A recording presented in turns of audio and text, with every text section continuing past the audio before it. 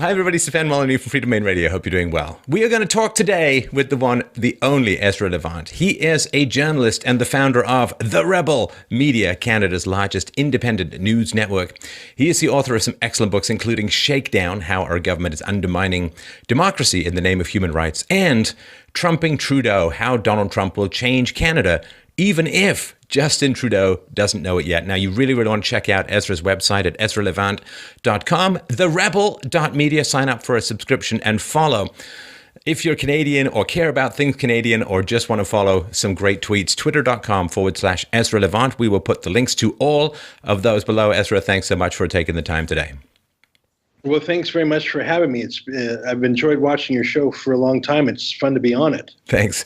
So last night, in preparation for this interview, and it was in the wee hours, the dark night of the soul, it could be called, that I finished your book on trumping Trudeau. Now, I felt that this last election in Canada, that Trudeau was kind of a foregone conclusion. You know, the slippery slope Princerella, who was going to win his way into the hearts and minds of, I guess, largely middle-aged Canadian females and other groups as well. So I didn't pay too much attention to it and didn't know much about him. But man, oh man, it does not seem like he exactly came out of central casting for the head of a G7 country. I mean, I wonder if you could tell people a little bit about Justin Trudeau, where he came from, and how he possibly has the gall to be in charge. Sure. Well, I mean, he's the son of Pierre Trudeau, of course, who was a long-serving Prime Minister of Canada from 68 to 84, really, with a short break. Pierre Trudeau transformed Canada in a lot of ways that I think were bad. He tilted us towards the Soviet Union and away from the free democracies. He demilitarized Canada during the Cold War, which Pierre Trudeau brought in the beginnings of cultural Marxism. Brought in bilingualism, whether it's the metric system or multiculturalism, which was formalized by Brian Mulroney, but he brought in a lot of things that I think changed the nature of Canada from being a British Commonwealth country, proud of that tradition, and a proud French quarter.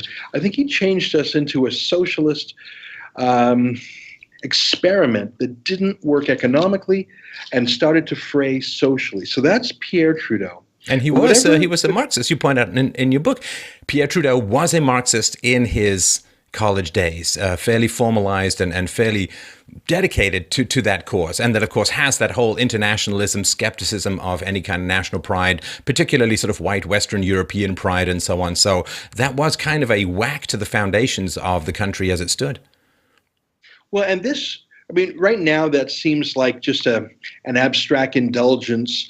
But remember, in the Cold War, these were dangerous days, and these were not elective military adventures. This was standing against the Soviets and the Chinese and the Cubans. I mean, whatever you think of those things today, they're almost quaint and nostalgic. Back then, they were horrific, and Pierre Trudeau Sr. sided with the Russians, with Castro, with China. But let me say this to Pierre Trudeau's credit. Although he was so wrong, he was an intellectual. He was high energy. He was a creator. He was, even in his own way, an entrepreneur. He was a law professor.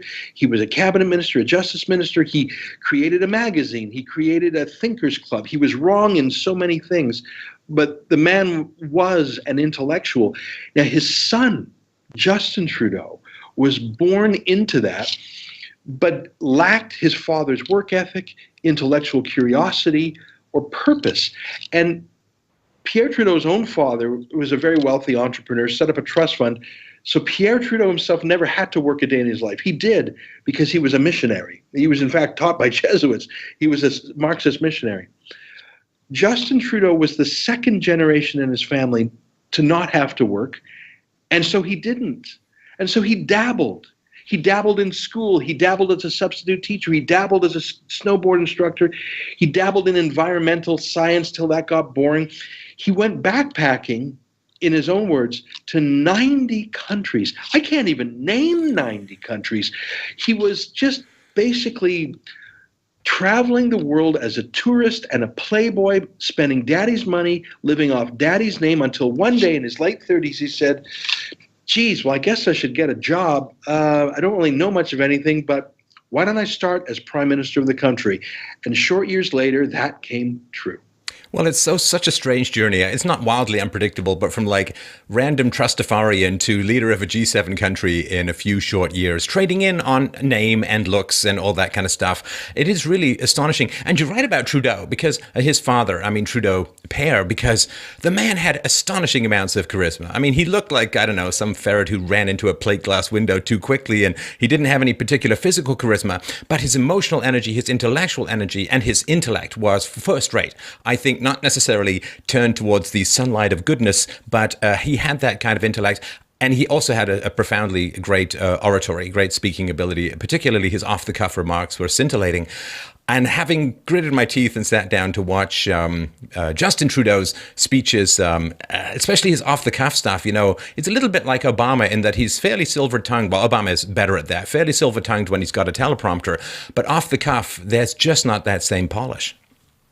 Well, in fact, I think the best way to look at Justin Trudeau is he last paid true attention to politics when he was a child at Pierre Trudeau's feet. So when he was a boy sitting around the table with his dad and the cabinet ministers and high public office holders of the day, if you listen carefully to the only things that Trudeau speaks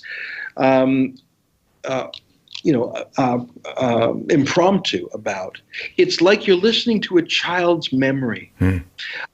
So that it's shallow. If you ask him about Castro, ask him about China, you'll hear echoes of what he probably heard his father say 30 years ago, and he has not thought about them since. It's a child's memory. The only issue that truly motivates him, that he speaks with energy and passion and knowledge and interest in, is marijuana. And I don't say that as a joke or an insult. It's just the one thing that really gets him revved up. And his campaign team had to tell him to sort of shut up about it.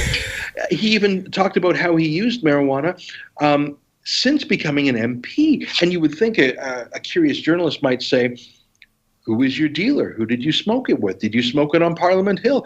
How do you feel about breaking the law? I mean, there's so many questions. Did you ever vote while stoned?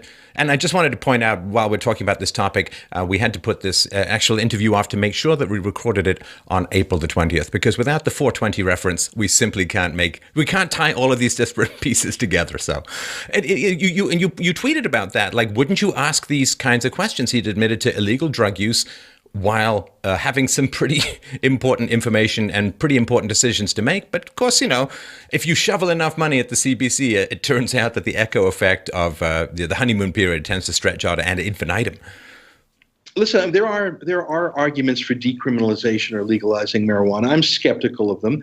But you would think just the chief law writer of the land, whether or not you agree with marijuana laws or not, they are on the books. Just for him to so cavalierly talk about smoking marijuana as the chief lawmaker, was there no curiosity in the entire media political industrial complex? There's just no natural curiosity or follow-up. You're not curious how that went. Who else was there? Was it with his staff? Was it in a parliamentary building? Where did the money come from? I mean, a lot of political leaders don't even hold their own wallets. Right. There is this funny thing. You point this out in the book, and I want to dive into this a little bit further, because to me, it's something that I did not appreciate as much when I was younger. How much the elites within Western democracies gravitate towards authoritarian regimes and have sympathy towards authoritarian regimes. Like, I did a show a couple of months back on McCarthyism and how much the Soviet totalitarian state had infiltrated the very highest levels of the US government. And you write in the book about not only, I think, the fairly well-known fetish that the Trudeaus have for Castro and for Cuba, whereas you point out Castro and his ilk slaughtered the same proportion of Cubans as Stalin did to the Russians, but also his brother Alexander's focus on China and the fetish with Iran and so on. There is really quite a lot that these elites have in common, not with you, the freedom-loving Canadian or voter, but with extremely authoritarian regimes around the world.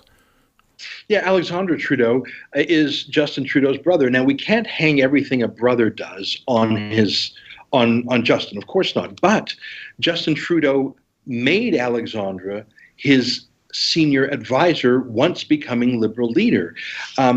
And Justin Trudeau has spoken favorably about Alexandre Trudeau's journalism. So I think it is fair.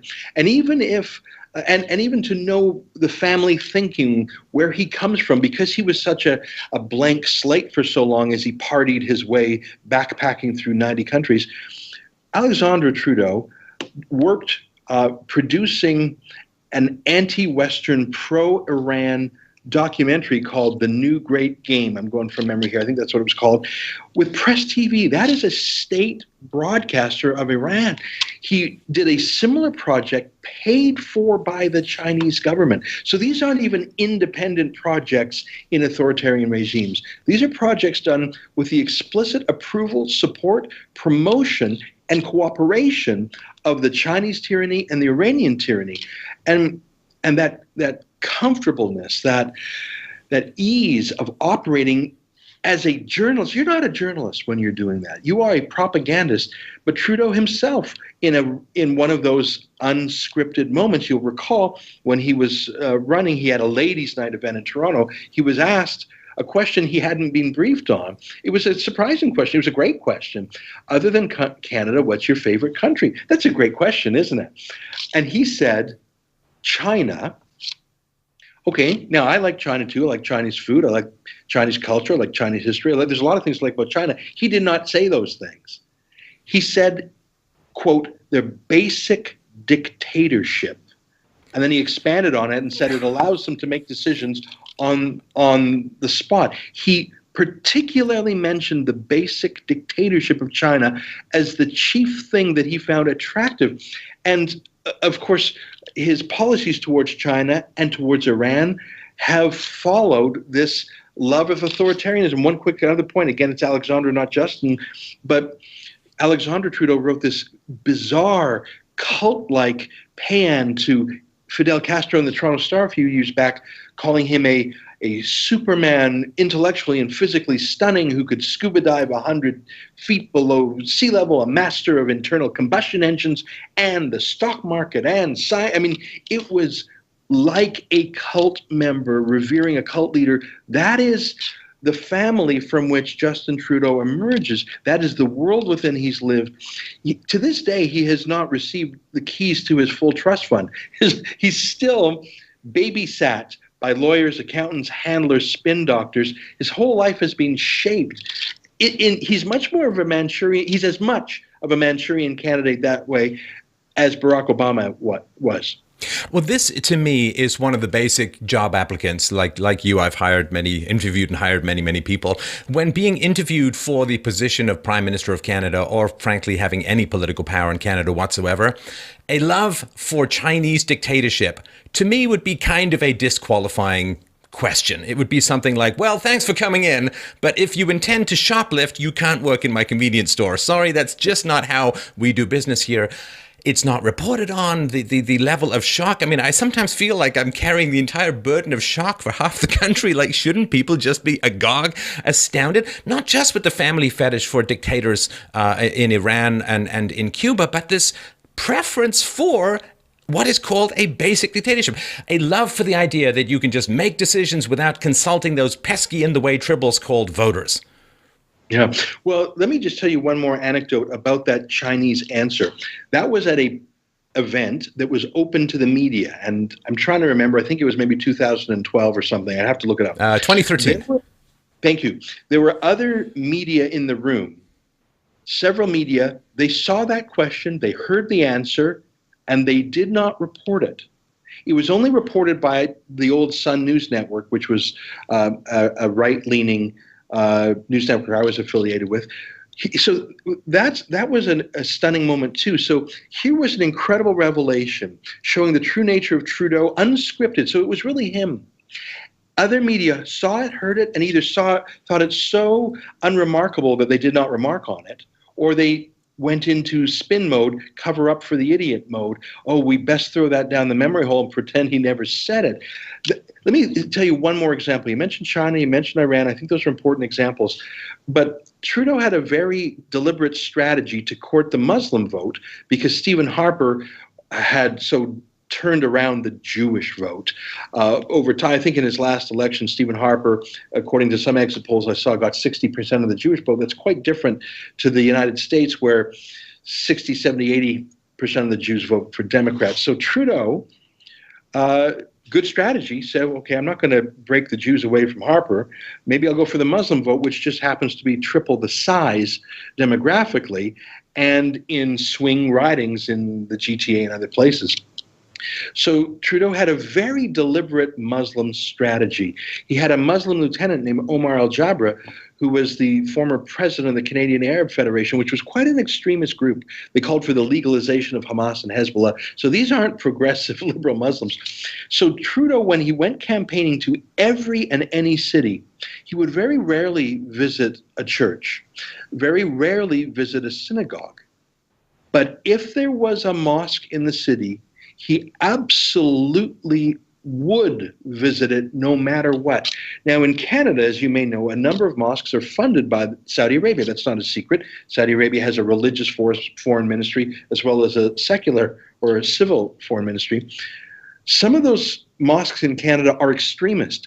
As far as you can imagine, they're not just extreme in their ideology, but for example, there's a mosque in Montreal called the Asuna Wahhabi Mosque that has been named by the Pentagon as a recruiting zone for Al-Qaeda.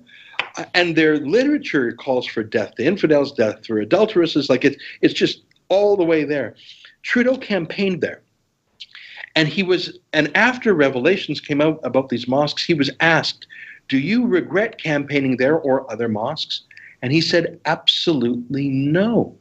So just the same way as he brazenly embraces authoritarian China and his family does propaganda for the Islamic Republic of Iran, in Canada, there is no mosque and no Muslim group too extremist for him. And his very first policy move after becoming prime minister, he wasn't even sworn in yet as prime minister. He was what we call prime minister designate, what in the States they call president-elect. When Barack Obama gave him a short, quick courtesy call, just hello, congratulations, it was not a policy call, it was a courtesy call, Trudeau couldn't hold himself back. He blurted it out. He's withdrawing the CF-18s from the fight against the Islamic State. He is repealing the law that says dual citizens convicted of terrorism can have their citizenship stripped. Every single thing you look at seems to be not just neutral in the war against Islamic terror, but on the other side. This bit about not stripping dual citizen Canadians, Canadians hyphen or slash whatever else they are, that he's not going to strip them of citizenship, but rather allow them to retain citizenship if they're convicted of terrorism. Not just, well, there's rumors and so on, convicted beyond a reasonable doubt of terrorist activities to retain citizenship when they're already dual citizens is, to me, quite an astonishing perspective to have. Surely, at the very least, it should be debatable, but it doesn't seem to be coming up in the Canadian media, which seems rather slavishly dedicated to the tousled one. Well, there's two things going on here. There's a push and a pull. On the one side, it shows too much deference to radical Islam, so much so that even a convicted terrorist he thinks ought to have citizenship. So there's that. But there's also his devaluation of what it means to be a citizen of Canada, devaluing the requirements we have, whether it's our citizenship guide, whether it's language or employment skills, whether it's the length of years you have to be a resident before you're granted citizenship. All of these things devalue our nationhood and our citizenship and our sovereignty. And in my book, I have a whole chapter called What Would Soros Do? George Soros, who's the essential globalist, whose own website brags about spending billions of dollars to promote a globalist agenda, has taken Justin Trudeau as a protege. Soros has had setbacks in the United States. In Brexit, he may see more in France and Germany and elsewhere, Hungary rather. But Canada has been his retreat. George Soros met with Justin Trudeau short months after his first election in New York. They had a wonderful meeting. They came to a joint agreement where the government of Canada and Soros's Open Societies Foundation jointly are working together on Canadian Muslim refugee policy. They put out a joint statement. They work on policy together. They had a joint conference. And one of those three points in their agreement is not actually developing policy or bringing in mass migration. It's combating anti-migrant, anti-globalist ideas. So George Soros and Justin Trudeau, in his capacity as Prime Minister, have joined forces. This is not a rumor. This is Government of Canada press releases. Have joined forces to fight a propaganda war against any critics of globalism, open borders, or anyone who would object to the mass migration to the West. It's incredible. George Soros is colonizing the Canadian government. Well, and Harper did have a policy, if I remember rightly, and correct me where I go astray here, but Harper had a policy saying we're going to take the persecuted minorities from sort of war-torn districts within the Middle East and so on, which generally meant Christians or other groups that were being persecuted by the majority governments or by the majority culture. And that, of course, meant a lot of Christians coming in from the Middle East and from other places. And as you pointed out in a recent show, a year later, 50% of those who largely had private sponsorship, or a lot of them had private sponsorship, people putting up their own money, their own investment into getting these people settled, having them learn the language, get jobs, get introduced to the community, and there would be some shared values according to Christianity. 50% of them have jobs. But then when it's sort of state-sponsored stuff and you're bringing in non-Christians, it's only 10% of them. So as you point out, 5 times more successful under the Harper program. And Trudeau was asked, are you going to continue Harper's policy of favoring persecuted minorities when it comes to refugees? And he said, absolutely not. It's disgusting. Disgusting. How on earth is allowing a refugee program to focus on persecuted minorities disgusting? That's in fact the definition of a refugee according to the United Nations definition of itself, someone who has a real fear that they're in danger by virtue of their religion, ethnicity, etc. In other words, it means choose the lambs, not the wolves. In Syria, there are lambs and there are wolves. Justin Trudeau has shut down the lamb stream of refugees and has brought in the wolves by basically shutting down the private Christian church-based refugee program, capped it at 1,000, while rushing through 30,000 almost completely Muslim refugees who don't speak either English or French. Many of them don't have more than grade 4 education. How are you going to succeed? How are you going to succeed? How are you going to make friends? You don't even know how to drive. I mean, why are you bringing them here? At least when they're in the region, in Turkey, in Jordan, in Lebanon, at least they have the language, they have the culture, they have the food, they have the climate, they're near, their infrastructure, their cultural infrastructure. Why would you actually do that to them? And let me throw one more fact at you, and I know this is getting off topic a little bit, but if you look at who those first 30,000 odd migrants were, almost zero were taken from a refugee camp. The vast, vast majority were already resettled in the region, in Jordan, Turkey, or Beirut, which is actually quite a pretty city from what I can tell. They were in apartments, some of them had jobs, they were already integrated, but to get those stats up, to get the artificial quota done, Trudeau ripped out these Muslim Syrian migrants from Turkey, Jordan, and Lebanon and pulled them to Canada just for photo ops. They actually did not need saving. If you're in Jordan, you don't need saving. If you're in Beirut, it's actually a fairly pleasant city, parts of it at least. But he brought them to Canada as part of his Muslim outreach, as part of his voter dilution, as a symbol. It was actually... it was appalling. And you've got to sort between the lambs and the wolves. He's positively pro-wolf and anti-lamb.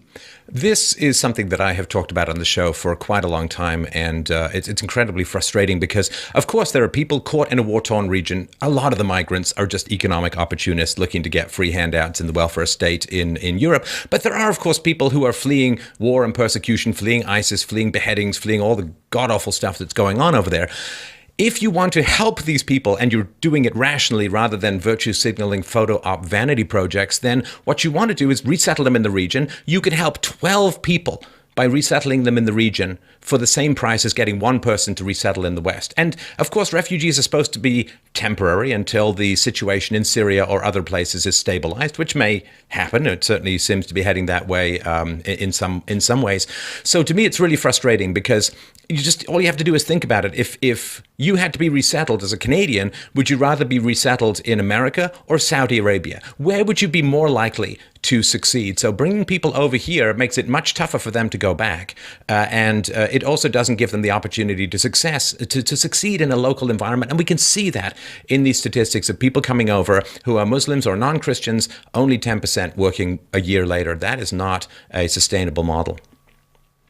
Let me be clear that if you are displaced because of a war, that does not make you a UN refugee by their own standard. I have a refugee lawyer friend who had a client whose husband was killed in the street in Lebanon. And she applied to be a refugee here in Canada. This was years ago, and she was turned down because the refugee board said, "We're sorry that this happened to you, but you are not being persecuted because of your race or religion or ethnicity. You just happen to be in a civil war, and we're very sorry, but that is not the definition of a refugee." So just simply vast population transfers, that is not that may be something. That may be population replacement, that may be liberal voter recruitment, that may be massive virtue signaling, that may be democratic destabilization by some sort of Soros plan. I don't know what it is, but it is not the legal definition of refugees. But let me tell you a solution that Australia has done that I find very interesting. Australia had a lot of boat people coming to Australia from Asia. Who wouldn't want to go to this beautiful, happy country, so wealthy? And some of them were real. Some of them were real refugees. Many of them were just economic migrants paying smugglers. Australia brought in a plan that I thought was very bright, and both, left and right in Australia, there's sort of a consensus here from what I can tell. If you come to Australia, you're intercepted and you're taken to an island, one's called Christmas Island, so you're not allowed to go to Sydney and just melt into the population. You're held, you're given health, and you're checked out, your documents are checked out.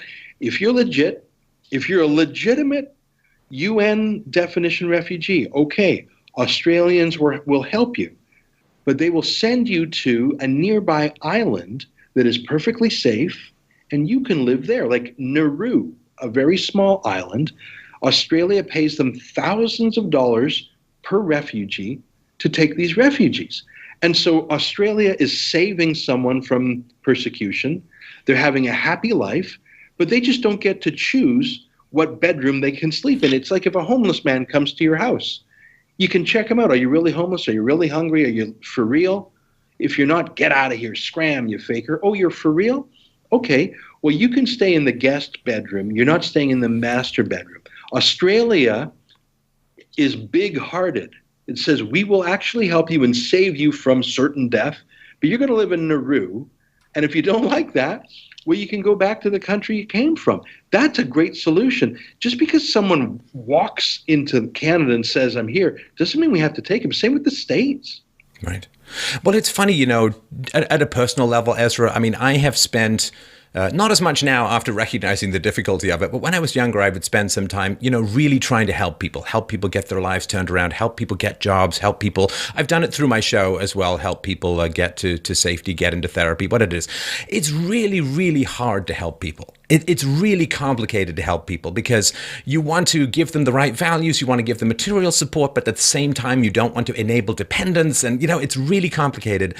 And I sort of feel like if you've some elite and you've sort of lived a pretty privileged life, you haven't kind of mucked it up with people who really are needy and are challenging and sometimes manipulative in their desire for support, then it's just easy to say, well, we'll throw money at it and we'll give them this and we'll give them that and somehow magically everything will be fine. But when you're actually down there in the trenches trying to help people on a one-to-one basis, you recognize how difficult, how complicated, how challenging it is, what a delicate balance it is between support and enablement and a lot of other factors. And I think that most people who haven't done that just think, oh, there's going to be a government program and there's going to be money fired at things and just everything's going to be fine. I almost know people who haven't actually tried to help any particular individuals with their own time and investment because they have that perspective. Well, yeah, and that's why these private refugee sponsorships are so valuable, not just because it's private money, because you have 10, 20, 30 people in a church who now have a personal investment in this family. They're going to try and make that family work. Oh, why is your kid running with a gang? Why aren't you looking for a job, Dad? Hey, Mom, you're going to meet the local ladies and you're not going to wear a niqab and you're not, so you have the personal investment, people who care. But you know what? Faith Goldie of The Rebel did some investigations in some of these schools in Halifax, in Fredericton, in Atlantic, Canada, where these Syrian migrant men are dumped. And I say men because men as old as 21, 22 are being dumped into high schools with Canadian girls. You dump a 21-year-old Muslim man with a beard, full beard, in high school with a bunch of Canadian girls who dress like Canadian girls and not wearing burqas. What do you think is going to happen? Sexual groping, gender apartheid type treatment, disrespect to teachers, violence, punching other, just incredible violence, choking girls with a chain, punching girls, hitting girls who either are too slutty for their Sharia style or not consenting, not submissive enough. It's a terrible thing that's going on there. Some of these schools have 10, 20, 30 kids just dumped on them. They have no language skills. They have no resources. And the real victims are the families whose kids are in there with them. And here's my point. The moment those kids are dumped in Justin Trudeau's kids' schools, the private fancy schools, then I'll believe that they truly support this mass migration of culturally unfit migrants, because they live behind gated communities. They have high security, often provided by the state, obviously, if they're politicians. They send their kids to fancy schools. There are no Syrian 21-year-old men bullying and sexually harassing girls in Justin Trudeau's kids' schools or in the other schools of the elite that make these decisions. If you look at where Muslim migrants to the United States go, they don't go to the high-value postal zip codes in Washington, D.C. or New York City. They're dumped in blue-collar or red state areas. So the people making these decisions are very far removed from the consequences of them. Yeah, to me, there's almost a direct line up the XYZ axis, which is support for radical multiculturalism is directly proportional to one surrounding oneself with all white people. That just seems to be one of these tragedies of the modern world. Now, let's talk about the helicopter dump of money that greeted Justin Trudeau's entrance to power. I've always been suspicious of the left for a number of reasons. They don't like to engage that much in open verbal combat and debate. They tend to want to just bring in, say, third worlders or other cultures that will reliably vote for the left rather than take their case to the people. And last but not least, they really, really like to turn on the fire hose of cash when achieving office. And of course, if you've got really great arguments, if you're a really attractive guy, you don't need to pay women to go out with you. I mean, the fact that you want to pay women means that you think you're kind of like the ass end of a troll. So you've got a quote in here, which I just got to read, which is, I'm sure this is not all it is, but you say, and being a good liberal, Trudeau knows that the best way to campaign is to promise cash. In his first 100 days as Prime Minister, Trudeau gave away $4.3 billion. No, that's not the end of it. $4.3 billion, you say, in foreign aid. $13 million for Vietnamese farmers, $15 million for job training in Africa, $14 million for infrastructure in Indonesia, and a whopping $2.65 billion for global warming projects in the third world. And it just doesn't stop. While Alberta's oil industry wrestles with massive unemployment, Trudeau pledged $200 million in aid to the OPEC nation of Iraq. What an astonishing confession of intellectual impotence to need to fire that much cash to get support. Well, there's a few things going on there. First of all, that's, again, if you think of him as a child trying to think back to a child's memories of what his father did. His father swanned around the world like maybe an ancient prince would have someone following, throwing rose petals behind him. Trudeau Jr. remembers his great father as, the white man's burden who would go to these places and throw cash around and throw moral support around. And I think so part of it is an echo of what his father did: third worldism, otherism, alienism, globalism. I often joke that a Canadian Indian Reserve, if it really needed help getting clean water, it should rename itself the Syrian First Nation.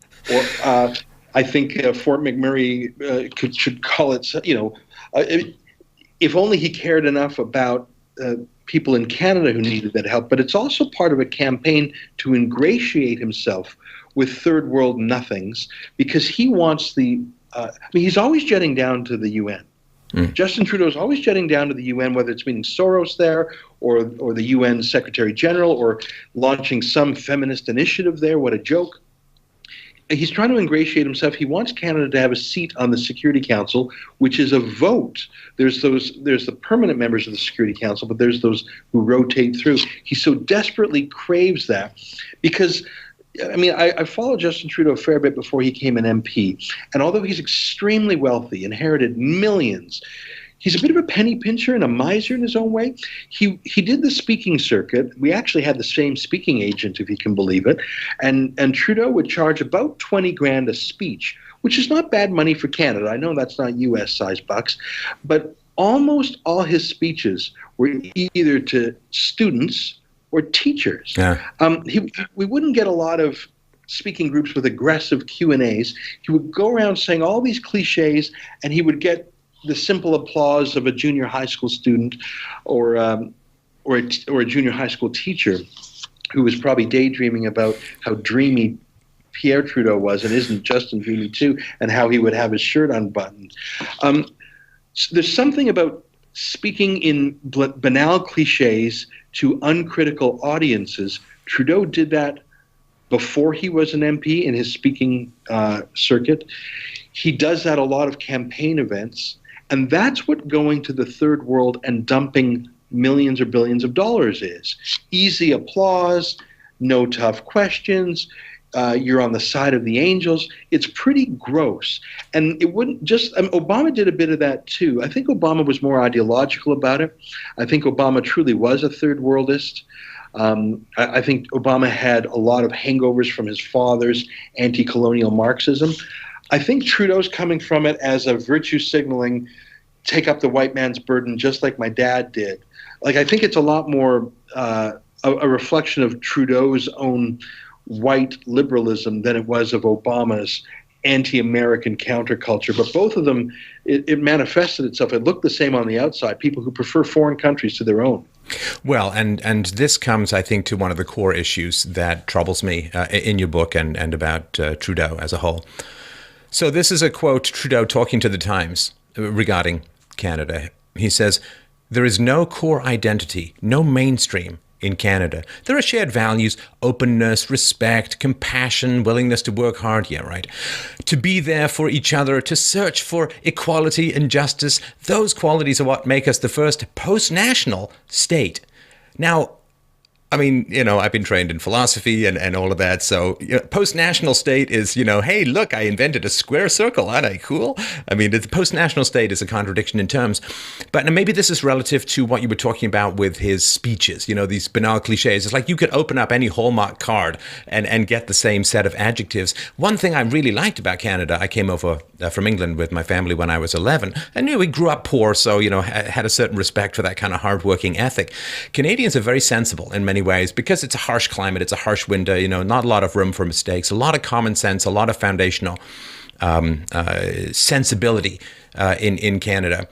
And so these kind of openness, respect, compassion, no, these are just adjectives. How about things like, property rights, separation of church and state, freedom of speech, intolerance towards intolerance, which is a lot more difficult to achieve, but a lot more virtuous than just thinking some group hug is going to make all the shivs in the world drop to the floor. So this empty-headed just peel off and get a whole bunch of positive adjectives, and I'm going to call myself a statesman. Oh, yeah. Yeah, and some of those are personality traits. They're not really, they're like individual personality traits. I would put it to you that many of those banal adjectives Most countries in the world, or at least most Western countries in the world, would say they're that. But Canada has a 400-year history, longer if you include Aboriginal history. We have a shared story of battle, of settling this harsh climate, of courrier de bois, of the railway, of fighting in the British Empire along with the mother country in Boer War, World War I and II, even there in Korea, and even there were Canadians who actually volunteered in Vietnam. There's a real story there. And post-national, I mean, you know the root of the word national. It comes from where you're born, like native. Where Canada, there is something to being born here. We're not just a hotel. It's not just a geographical place on a map.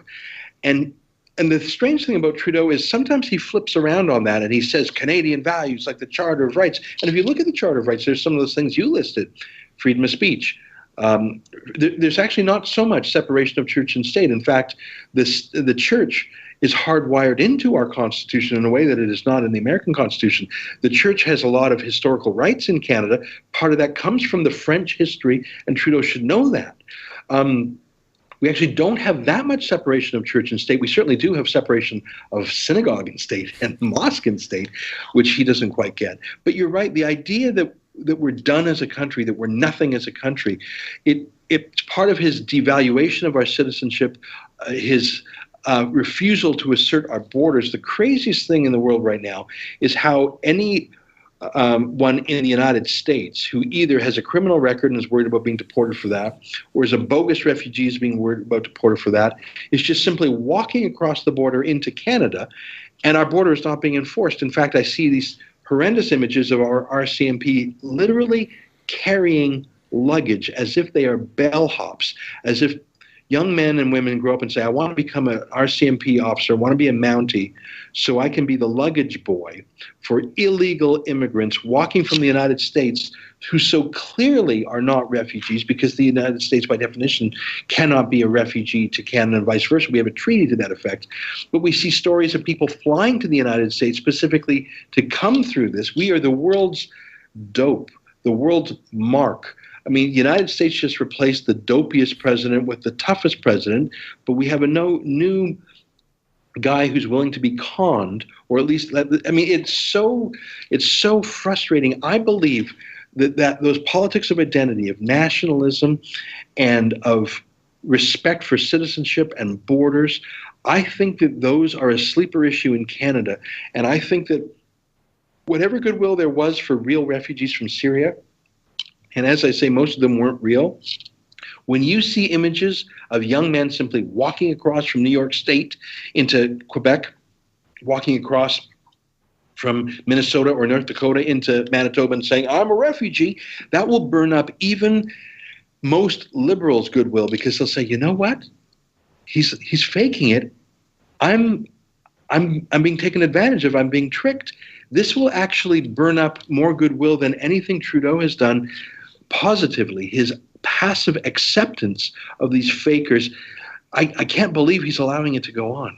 Well, not just allowing it. I mean, according to his tweets, Ezra, he's encouraging it. Come on in. Canada welcomes you no matter what. That is not a policy. That is a dinner party invitation to the planet. And I don't know if Canada's because, peaceful neighbor to the south, nothing really going on to the north, big giant oceans to the east and west. Have we just become so complacent in our ice castle that we forget that there's a world of monsters sometimes out there who will do people harm? Have we completely lost the idea that sometimes defending your culture means that other people are less happy? I mean, we've got this antithetical allergy to any kind of assertiveness, to the point where, I mean, historically, cultures that lose the ability to assert themselves get walked all over. Well, and one of my worries, and you referred to a book I wrote about, I don't know, more than 5 years ago called Shakedown. It was when I was prosecuted by the Alberta Human Rights Commission for 900 days. I was investigated and prosecuted, put through the ringer, because as the publisher of a magazine 11 years ago now, I published several of the cartoons of the Danish newspaper, Jyllands-Posten, of the Muslim prophet Muhammad. And we published them to illustrate a news story about the riots around the world back then. I was put through the ringer, and I saw how free speech is not valued by the left as it as they claimed it was in the 60s. And we've seen that in Berkeley recently. We've seen that across campuses. We've seen that with Professor Jordan Peterson at U of T. And I believe that the war on free speech and censorship and the word police and scolding police and this attempt at creating a taxonomical species, a difference between free speech and hate speech, as if the same words, when spoken with a different emotion in your heart, suddenly become illegal. I believe this is actually the most important issue of the year of maybe our generation, because first of all, it's used to stop debate about any issue, whether it's about terrorism, refugees, borders, globalism. If you play the word police game, the thought police game, the censorship game, you stop any dissent. And when you hold the establishment cards, as the left now does, all of a sudden Berkeley doesn't really want free speech because they have the power now. They never really believed in it. They just believed in it as a temporary tactic. I see, though, the philosophical fraying of our understanding of free speech, this false dichotomy between free speech and hate speech, as if we could ban a natural human emotion. But I see it now coming through in legislation, and I see in Canada the passage of the motion M103 to have a whole-of-government approach to eliminate Islamophobia. What does that mean, fear of Islam? How can you pass a law to eliminate fear of any ideology? I see this as a central issue, the censorship of words and ideas and thoughts, and I see it as a central characteristic of the leftist ideology in any country. I see it not so much in politics. I see it in politics, but I see it in corporate titans. I see it in Facebook and Twitter and Google. I see Eric Schmidt, the executive VP of Google, talking about a spell check for hate. A spell check for hate. I see it in Facebook, Twitter, Microsoft, and Google signing an agreement with the European Union, not passed through legislation, not through any deliberative process, a private negotiated censorship agreement between those four tech titans and the European Union, so specifically designed to halt the rise of Marine Le Pen in France and the Alternative for Deutschland and Frauke Petry in Germany. I see that as the great challenge of our day, the censorship, not just from government, but through these massive tech titans. Well, I mean, I think that is one of the biggest issues that we have to face. It was kind of inevitable. Like, the left was for free speech when they were in the minority and attempting to storm the bastions of power. Now that they hold, you have the 3Ps, four Ps, which we get to in a sec. But now they hold those bastions of power. Naturally, they're not as interested in free speech. You know, like, it's like small companies. They don't like a lot of regulation when they're growing. When they become big companies, they're very big fans of regulation because it keeps the small companies from competing with them because they don't have the same armies of lawyers and regulatory compliance specialists and so on. So this is sort of the natural cycle. And we have this astounding, the biggest explosion in human communication since the invention of the printing press. And when you get the invention of the printing press, you get the dissemination of texts in the vernacular to the general population, causes the splintering of Christendom under the Catholic Church, and it is a massive explosion in human communication, sets the stage for all of the wonders that came after it. Well, the terrors and the wonders, like the religious warfare, and then the Age of Reason, the Enlightenment, the Renaissance, the Industrial Revolution, all of that grew out of communication. And this capacity for you and I to even have this conversation and transmit it to millions of people, that is a huge threat to the existing power structures that have grown up with a near monopoly over the means of communication. To hell with the means of production. What really matters in society are the means of communication, and this whole monopoly is breaking up right under them. Yeah, and I use the phrase the political media industrial complex. I sometimes say the media party, because it's not just any one media group. I think you could include a lot of consultants, pollsters, pundits, secondhand idea mongers, think tankers. Daniel Pipes came up with what he called the 4 Ps: the politicians, the press, the police, and the professors. And he's added another P, the prosecutors. And look, for example, at the New Year's Eve 2000 and about 16 months ago, in Cologne, Germany, when more than 1,000 German girls complained to police since then that they were either physically assaulted, sexually assaulted, robbed, or outright raped by 500 to 600 Muslim migrants. It was a shocking, shocking evening. Silvesternacht, that's what they call New Year's Eve there. But then it's still on the internet. If you go to January 1st, 2016, the Cologne Police Department, you can find it still on the internet today. Their official report filed January 1st after the worst violent riot since the Second World War in Cologne. The police said it was an uneventful night. It was a relaxed evening. There were a few pickpockets and fisticuffs. That's it. It was a lie from the police chief. But hundreds of people saw it. I went to Cologne and I spoke to a bouncer at the Grand Hotel in the square, who's a bit of a famous celebrity bouncer, if there's such a thing. And he took some images on his phone, and he told me about some fights he had to protect some girls. He said he spoke to some of his friends around Germany the next night and told them what he saw. They said, "We don't believe you. We don't believe you." He said, "Oh, you'll see it all in the media in the days ahead." And nothing happened. And they all called him a liar. And they said, if it happened, why didn't we see it in the news? This was in the central plaza of the great city. There was media, there was police, there was because there was a collusion. And there's several state-owned German media, and they later said, well, we didn't want to talk about it until there was an official police statement or political statement. So is that how it works? So you had the police lying, and the media saying, well, we're not going to talk about it until the politicians talk about it. And they delayed, and it only leaked out inadvertently. That is collusion amongst these 4P professionals. And the cooperation of Facebook, Twitter, YouTube, Google, Microsoft is what's so terrifying, because that would be the way to go under and around the 4P professional establishment. But when they get in on it, when they decertify 30,000 pro-Marine Le Pen Facebook pages in one fell swoop, when our YouTube videos at The Rebel are demonetized, even if they have keywords in them, like terrorist or Syria, when your Twitter account can be suspended because you upset the wrong person, that's terrifying to me. And I think that people like George Soros don't go quietly. And the establishment, they're going down screaming and kicking. And Donald Trump, that was a shock to the system, but it's no way the end of the battle. It's just the beginning in so many ways.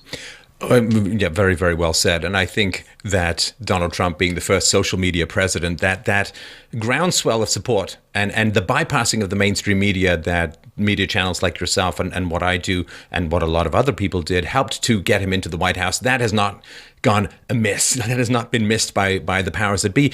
And of course, Ezra, they used to have generations. The lie used to last for generations before it was exposed. I mean, the lie about, there's radicals that burnt down the German parliament in the 1930s that helped Hitler to cement his dictatorship, or even the lies about WMDs lasted for a couple of years. The lies about McCarthy have lasted for decades and are still in the process of unraveling. But now you have incredibly intelligent people with time on their hands, all watching the mainstream media, all dismantling these propaganda planes as they're trying to get off the runway. People are like peeling, like a demon on the wing, just peeling back the engines and throwing aside the propellers. And so they can't even get a lot of these lies off the ground. I mean, the amount of work that's being done on the internet for free that is replacing what, other people should be doing.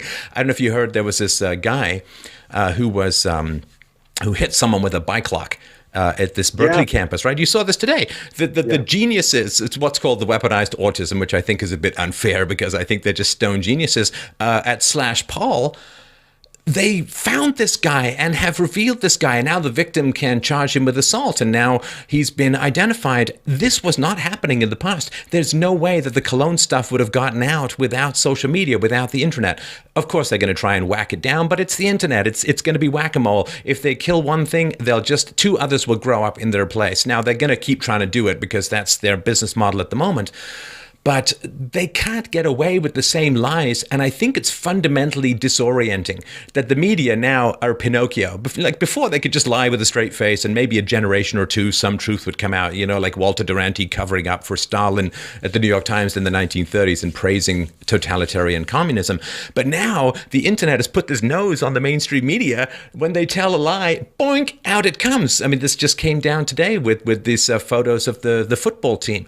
So this inability to get away with lying is really, really shocking to the powers that be. I don't know how they're going to adjust to it. Of course, they're going to try fake news and they're going to project all of their lying capacities or their lying realities onto everyone else. But we'll just own that term and turn it back on them like we did with fake news. I'm glad you're optimistic. There is some room for optimism. The social media president, not just that he uses it, but that he was propelled that way, that all of Hillary Clinton outspending him she outspent him on the 4 Ps, that's for sure, but it didn't help. So yes, there is reason for optimism, but not everybody follows social media. Twitter is just an obscure thing in the whole grand scheme of things. Most people on Twitter don't even check it once a month. So a lot of people just hear a cliche on the mainstream media, a one-liner. They maybe turn on CNN maybe they see it at an airport. Most people don't even read a newspaper. So I think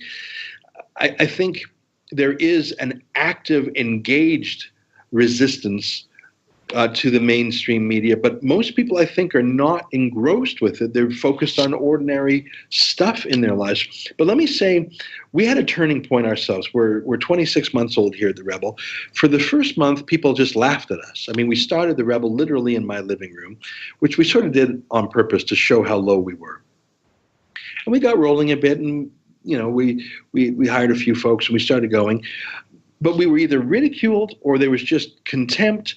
But it was a haughtiness, and things started to change about 6 months ago when I started publishing our stats. And we started a company. I felt, maybe that's secret or private. There's really not a lot of private stats on the internet. You could go to a website like Social Blade that tabulates how many views each channel gets. So I thought, well, what the heck? I'm just going to start posting our Google Analytics and our YouTube Analytics on Twitter for the whole world to see. And I don't care if that's being too disclosure oriented. I don't care. And I think our critics said, who hated us and scorned us or ignored us, realized we were the same people we were before I started doing that. But here's what changed. The fancy folks, the folks who are part of the 4 Ps, realized that they were not who they said they were. They were not the dominant mainstream view. They were the cranks. They were the extremists. And the views that they hated and had such contempt for, but comforted themselves by saying to themselves, that's just such an obscure point of view. Look at the Sun News Network. It failed. Surely that's proof those ideas don't have purchase. Look at Donald Trump's win shocked them because it made them think, well, maybe I don't understand the world I live in. And when we're around 20 million views a month or whatever it is between YouTube and our website, I haven't checked recently, it's between 15 and 25 million views a month. Maclean's.ca, which is like the Time magazine of Canada, they had, according to their ad kit, 3.5 million views a month. National Post, 13.5 million views a month. So we're, 5 times bigger, 6 times bigger than Maclean's, almost twice as big as the National Post. That's when things turned. And the hatred turned to fear and self-doubt, because all these keepers of the official opinion, for the first time, they had to confront the fact that no, they were not the normal ones. They were not the mainstream ones. And ordinary Canadians care about borders and values and separation of mosque and state, and they're not globalists, and they don't believe everything they hear about the global warming apocalypse, and all these things that they just comforted themselves by saying, well, we're the only ones that count, we're the only ones who matter, those extreme views are so obscure.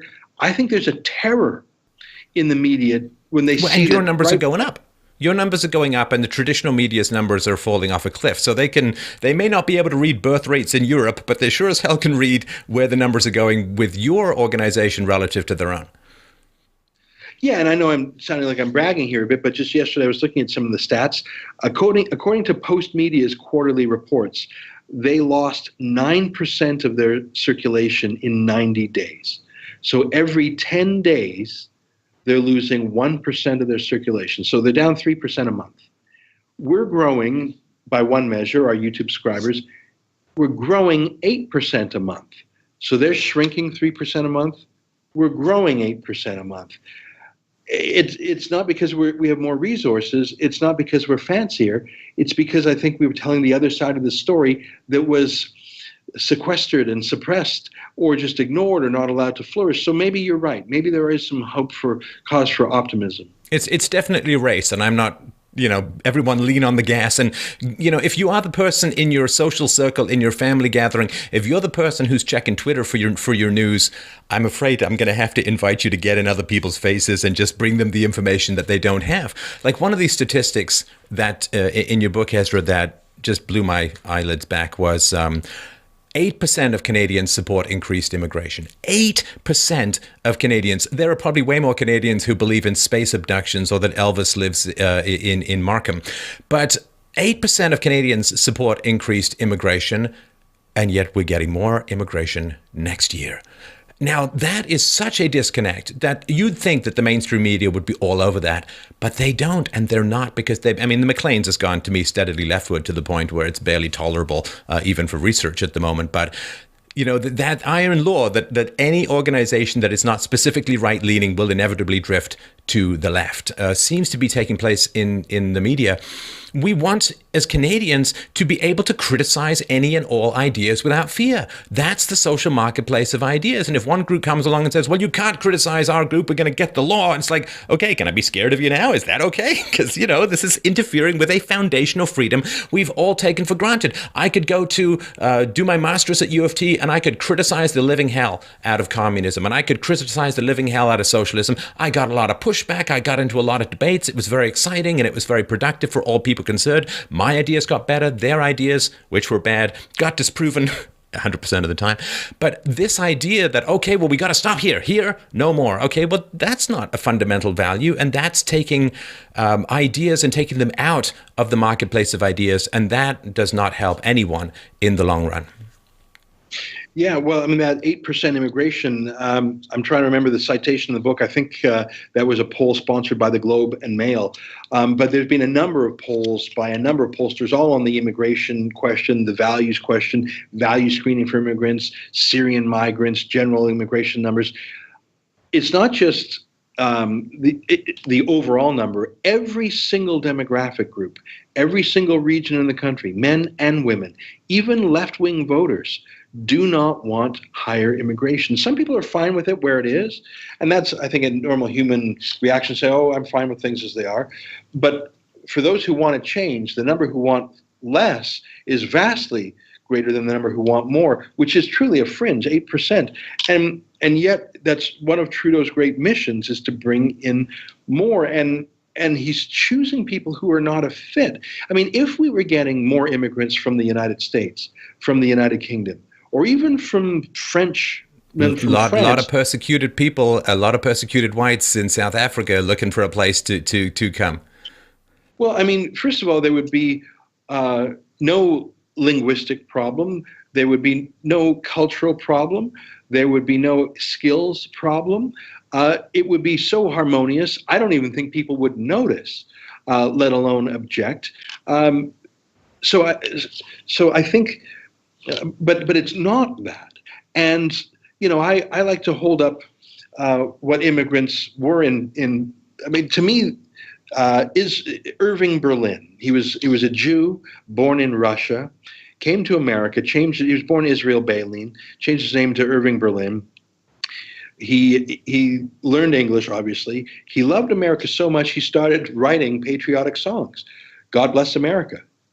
He was a Jew, but he wrote White Christmas. He really got the whole tradition of the USO and traveling entertainment for the troops going. He wrote, I hate to get up, I hate to get up, I hate to get up in the morning, if you know that song. And he would go on tour to entertain the troops. Could you find a more patriotic America-loving guy like that. And that was an immigrant. I thought that if that's immigration, I think people would say, yeah. And there are immigrants like that, but you have other immigrants that are specifically chosen in a manner that will make them unsuccessful. They don't know the language, they don't support the culture, they're not interested in assimilating to it, and they're actually being encouraged by the government to have enclaves, to be separate. I mean, the idea of bringing anyone in a niqab, if you were wearing a niqab, I'm talking about the full ninja, you're not going to make friends. You're not going to integrate. You're not going to be a success here. You're coming to colonize us. You're coming to settle. We're already settled. We don't need to be settled by people who are looking to export that culture. If you want that, there are countries that will accept that. That is not our country. Well, I don't go to a French restaurant in order to get tabbouleh, right? I mean, if I go to a French restaurant because I want to eat French, and there's this fundamental thing that I remember growing up, and this was just true in England, even more so in Canada, Ezra, which was, I mean, what is wrong with having babies anymore? Like, is this gone completely out the window as far as how we should organize our societies? What's wrong with the native population just having some babies? Because this is kind of a weird thing that's happened, and it's happened throughout the Western world where since, you could say Rachel Carson's Silent Spring in the 60s, but there's been this, don't have kids, it's bad for the environment. There's all this wonderful life you can have. You can be child-free, not empty nesters, or you child-free and don't have kids. And that zero population growth was a big thing when I was a kid. And it's really, really bad to use up all the resources in the West. No kids, no kids, no kids. And I think a lot of people listen to that, and you can see the birth rate for a variety of reasons, but the birth rate went down significantly. And then after like a generation and a half of no kids, no kids, no kids, now we're told, oh, sorry, you don't have enough people. You don't have enough people, so now we have to bring in people from the other side of the planet. And it's like, nope, that's not what we were told. We were told that it was really, really bad to have kids because of too much resource usage. Take someone from Syria and bring them to Canada. They're going to use a lot more resources. And I think it's got something to do with the fact that for politicians, if the domestic population has a lot of kids, the politicians have to spend money on those kids and they don't get votes, right? Because the kids can't vote. But if you convince your local population not to have kids, then you can bring in adults who are going to vote for you out of gratitude for you bringing them in. So it's a way of stuffing the ballot and getting people in rather than having to spend a lot of money on schools, on daycares, on pediatricians and so on. So it's one of these creepy things that comes out of the welfare state and the redistribution of income that's the foundation of sort of post-capitalist Western society. There is this weird thing where rather than have a domestic population have more kids, it's somehow clearly to the benefit of politicians to import people from other cultures, which is, I think, not a very good, it's a pretty wild experiment. It's never succeeded before in human history, and I don't know what exactly has changed now. Yeah. I went to Malmo, Sweden, and the city's about 45% Muslim, but it's really cleaved in two. There's a Muslim area that's Rosengard, and then there's the Swedish area. That city will not be re-Swedenified. It won't be. It will be Islamified. And there's no iron law that says it will remain called Malmo, it will remain Christian. Constantinople, once the richest, largest, most Christian city in the world, was conquered, and now it's called Istanbul, and the great Hagia Sophia was turned into a mosque. Egypt was once a mighty Christian country. Now there's 10% of it Coptic Christians. There's no iron law that says a city or even a country must remain Christian. In fact, why would it be if at least Egypt and Constantinople fell fighting? Malmo is running to its demise. Malmo will be renamed and its laws will be changed. And hopefully there will be lessons that we can learn from Rotterdam and from Malmo and from Molenbeek at their expense before it becomes our expense too. I just wanted to thank you so much for your time, Ezra. A really great pleasure. Just to remind people, please check out EzraLevant.com, therebel.media, and twitter.com/Ezra Levant. We'll put the links to those below, along with Ezra's great books. Thank you so much for your time today. I'm sure we'll talk again soon. Well, I look forward to that. Great talking with you, and keep up the great work. Thanks, man. Take care.